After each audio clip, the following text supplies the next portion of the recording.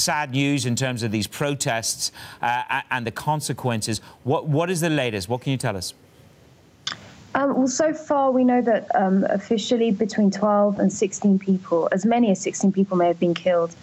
That's since Saturday. So Saturday was when the first deaths were reported, and there are other unconfirmed reports of more deaths last night in clashes. Most of these, in fact, I think all of them have been happening outside of Tehran, in provincial capitals across the country. The geographic spread is quite wide. We can't really say things are concentrated in one area, but it seems most of the people that have been killed or wounded are from a province in the west of Iran.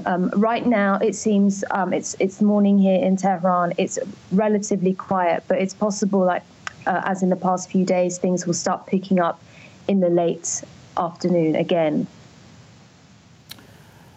Golnar, put this in perspective for us. Obviously, the last visuals that we have and knowledge that we have in terms of the scale of protests was back in 2009.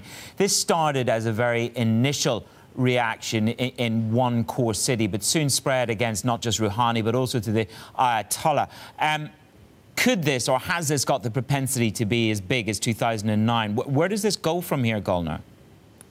I think one of the important things to kind of clarify is that these protests they're rare, they're unusual, and the clashes have been quite surprising.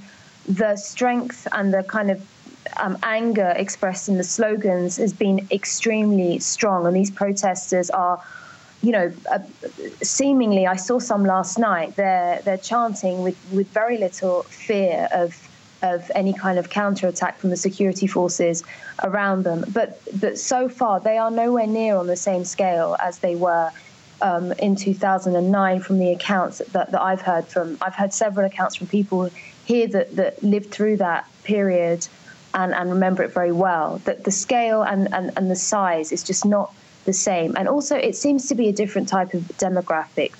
The 2009 protests had a very distinct, clear motivation and objection. There were a very immediate reaction to a presidential election at the time.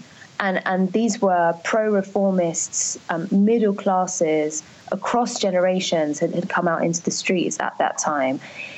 This time, it started out as what many people think and believe, especially in the government, was a protest organized by political opponents of President Hassan Rouhani, hardliners in the city of Mashhad, against his economic record. And then they kind of ended up spreading to people who actually opposed those hardline elements themselves. So they kind of grew and spread, but they seem very much to be carried by either young working class Iranians, or if you look at Tehran, the people protesting outside Tehran University, those are students.